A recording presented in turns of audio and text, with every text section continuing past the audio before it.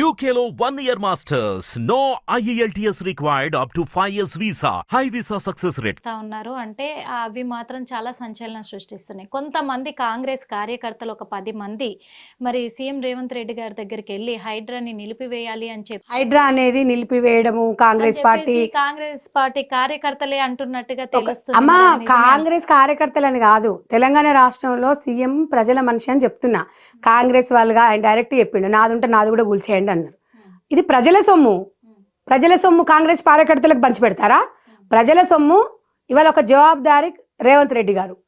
అవును, ఇవాళ దగ్గర 48,000 ఎకరాలు ఇప్పుడు ఈ భూ కబ్జాలు చేసిన వాళ్ళది చెరువులు ఇవన్నీ కుంటలు ఇవన్నీ ఇన్ని ఎకరాలు ఉన్నాయి. 48 ఎకరాలు దాదాపుగా అది చేసి ఎంత కాస్ట్లీ భూమమ్మ మీరు చూసిండు కదా. ఇప్పుడు కోకాపేటలో ఎంత 100 కోట్ల ఎకరం ఎక్కడన్నా ఉందా? తెలంగాణ వస్తే ఇంత అవుతుంది అనుకున్నామా మనం? ఎవరికి ఇచ్చినది? 100 కోట్లు ఉన్నోడు ఎవడు గొప్పోడు? ఎవడు కొంటాడు? అది బీదోలు కొంటారా? హైడ్రా అనేది కబ్జా చేయడము, తెలంగాణ అస్తిత్వాన్ని కోల్పోవడము, అవన్నీ అస్తిత్వాన్ని కాపాడాల్సిన బాధ్యత కాంగ్రెస్ పార్టీ మీద ఉంది. మీరు దొంగలని మీకు తెలుసు. దాని మీద అన్ని 1000 కోట్లు సంపాదించారు. అది కూడా మూల్యం చెల్లించుకోవాలి. లేకపోతే ఇప్పుడు పక్కన ఇక చాలా మంది ఉన్నారు, వాళ్ళు ఎందుకు కూలగొట్టలేదు? అక్రమాలు అనేది కొన్ని ఉంటాయి. మీరు కొనుక్కున్నారు, అది భూమి పట్టా భూమి, ఆ భూమి ఈ భూమి మీకు తెలుసు, మీరు కొన్నారు, మీకు తెలియదు అప్పుడు.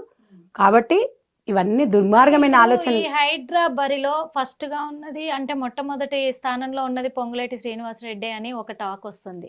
మరి ఇప్పుడు పొంగులేటి శ్రీనివాసరెడ్డి కూడా అలాగే హైడ్రా. ఇప్పుడు ఒకటి చెప్పండి అమ్మ, పొంగులేటి శ్రీనివాసరెడ్డి గారి గురించి కేటీఆర్ రామారావు అన్నాడు. పొంగులేటి ఏమన్నాడు?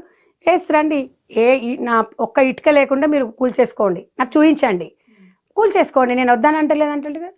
ఫస్ట్ కాంగ్రెస్ పార్టీ నాయకులేదే కదా కూల్చేసింది.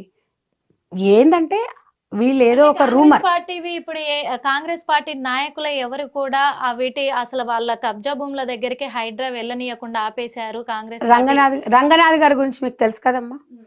ఆయన పార్టీలు అతీతంగా చేస్తాడు. ఆయన ఏమైనా కాంగ్రెస్ పార్టీలో ఏమైనా మంత్రిగా చేస్తున్నాడా, లేకపోతే ఆయన ఎంపీగా చేస్తున్నాడా? ఆయన గవర్నమెంట్ ఎంప్లాయీ, పబ్లిక్ సర్వెంట్ అండి.